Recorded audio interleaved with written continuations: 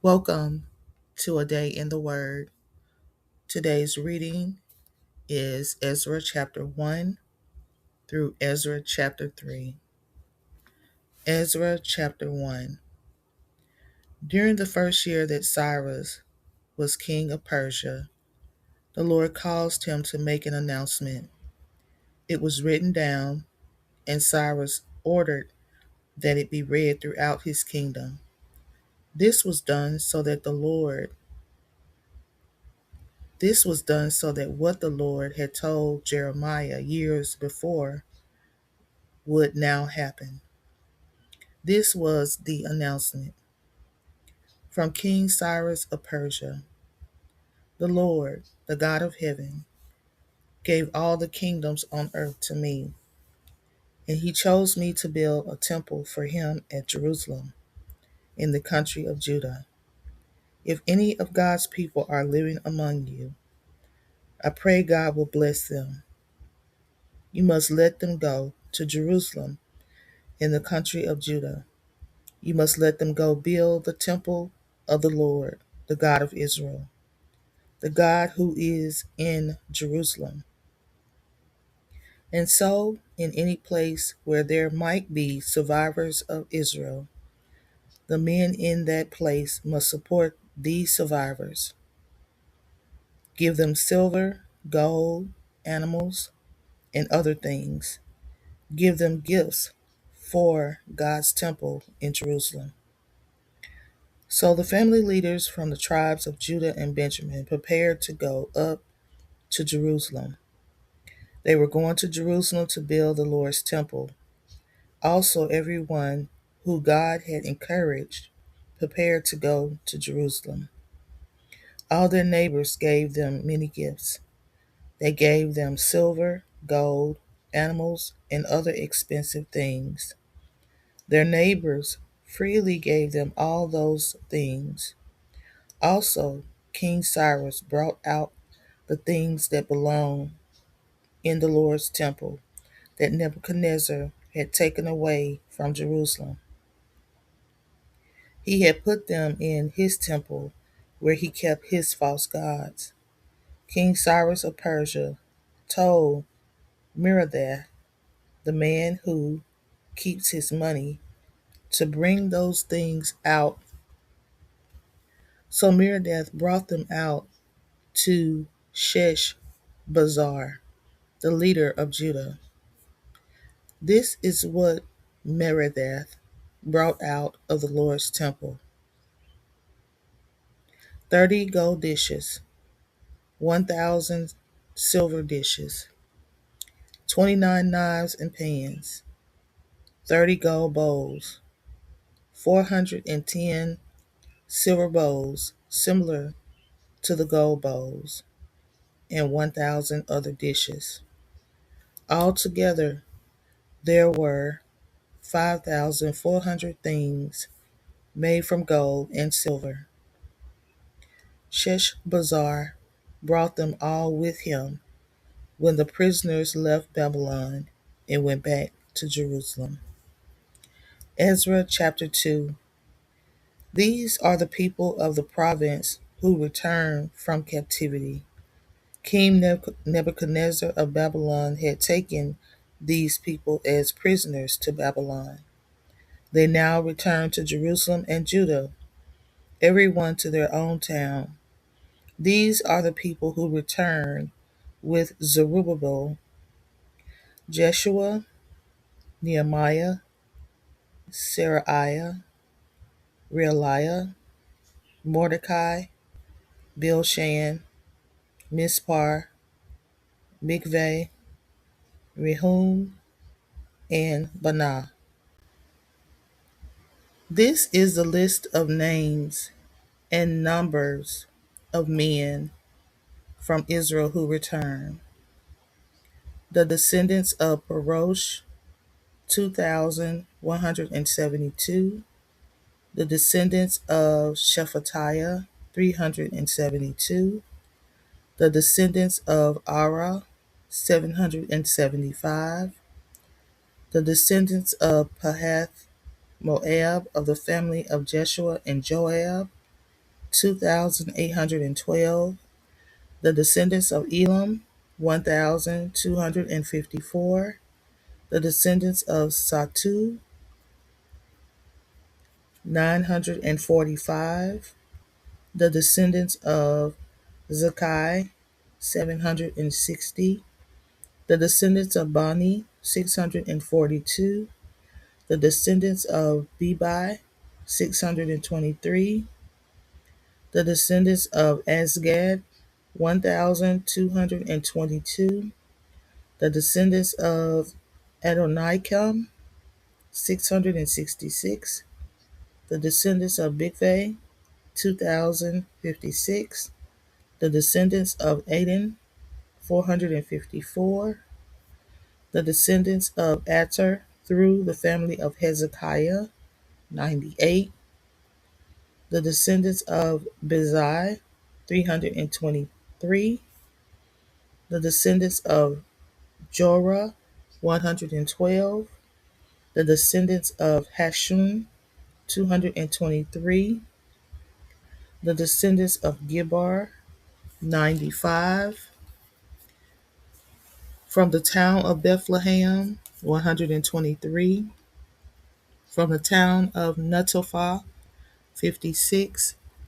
From the town of Anoth, 128. From the town of Esmaveth, 42. From the towns of Kiriath Jearim, Kephirah, and Beeroth, 743. From the towns of Ramah and Gibeah, 621. From the town of Michmash, 122. From the towns of Bethel and Ai, 223. From the town of Nebo, 52. From the town of Machbish, 156. From the other town named Elam, 1,254. From the town of Harim, 320. From the towns of Lod, Hadid, and Ono, 725. From the town of Jericho, 345. From the town of Sanaa, 3,630. These are the priests, the descendants of Jedediah through the family of Jeshua, 973. The descendants of Immer, 1,052. The descendants of Pashur, 1,247. The descendants of Harim, 1,017. These are the people from the tribe of Levi, the descendants of Jeshua and Kadmiel through the family of Hodavah, 74. These are the singers, the descendants of Asaph, 128. These are the descendants of the temple gatekeepers, the descendants of Shalom, Eter, Talmon, Ekub, Hatita, and Shobai, 139. These are the descendants of the special temple servants, Zahah, Hasupha, Tabaoth, Keros, Sahah, Padan, Labanah, Hagabah, Akub, Hagab, Shammai, Hanan, Gidel, Gahar, Reiah, Rezin, Nakodah, Gazam, Azah, Pazah, Basai, Asna, Meyunim, Nefusim, Babuk, Hakupha, Hahar, Bazluth, Mahida, Harsha, Barkos, Sisera, Tema, Naziah, and Hatupha. These are the descendants of Solomon's servants, Sotai, Hasophareth, Peridah, Jalah, Darkon, Gedel, Shephatiah, Hatil, Pechereth, Hasbaim, and Ami. The temple servants and descendants of Solomon's servants, 392. Some people came to Jerusalem from the towns of Tel Melah, Tel Harsha, Kerub, Edom, and Immer. But these people could not prove that their families were from the family of Israel. The descendants of Delaliah, Tobiah, and Nokodah, 652. From the family of priests, there were descendants of Hobiah, Hakkoz, and Barzillai. If a man married a daughter of Barzillai from Gilead, he was counted as a descendant of Barzillai. These people searched for their family histories, but they could not find them. Their names were not included in the list of priests.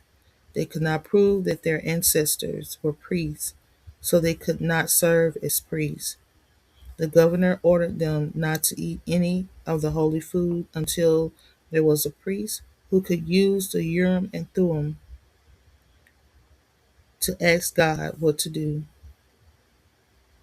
Altogether, there were 42,360 people in the group who came back.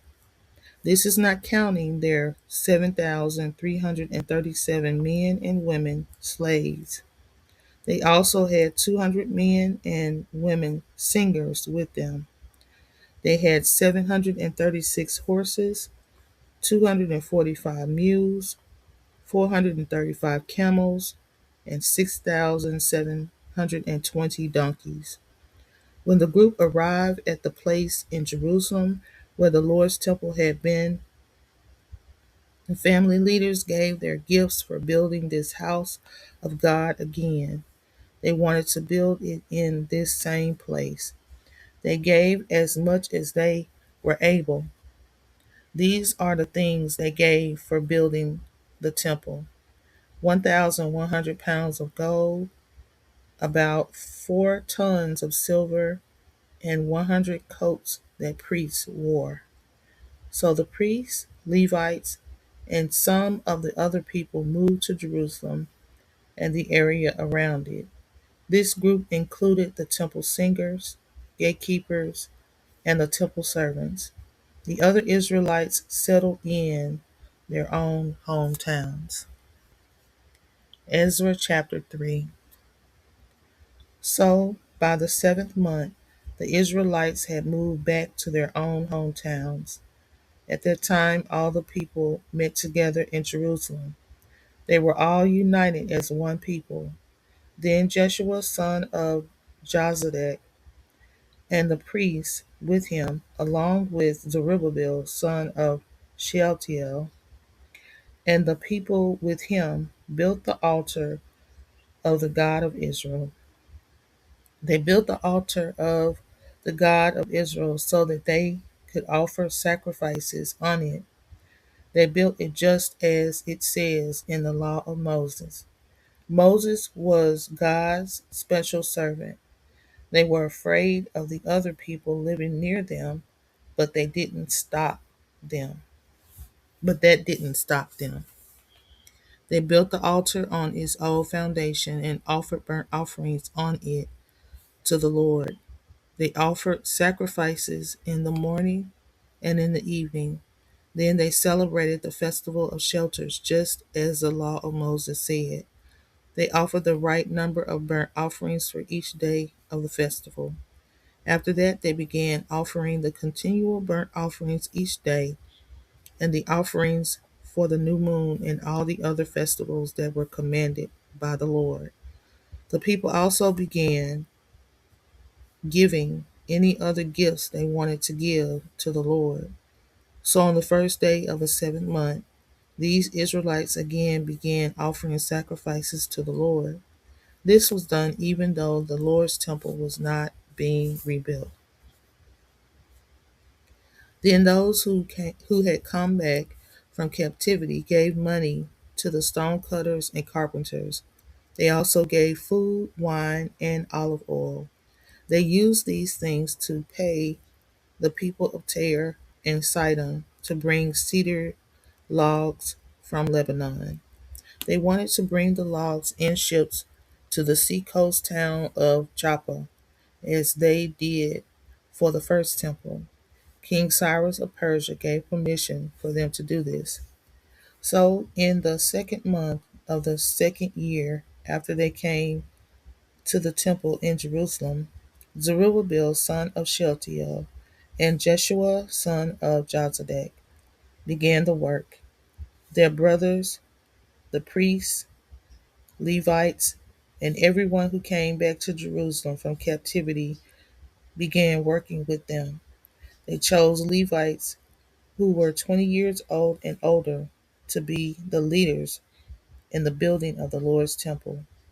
These were the men who supervised the work of building the Lord's temple: Joshua and his sons, Kadmiel and his sons, the descendants of Judah, the sons of Henadad and their brothers, the Levites. The builders finished laying the foundation for the Lord's temple. When the foundation was finished, the priests put on their special clothing. Then they got their trumpets, and the sons of Asaph got their cymbals. They all took their places to praise the Lord. This was done the way King David of Israel had ordered in the past. They sang songs of praise and thanksgiving, taking turns in singing each part. They sang, "The Lord is good. His faithful love will last forever." Then all the people cheered. They gave a loud shout and praised the Lord because the foundation of the Lord's temple had been laid.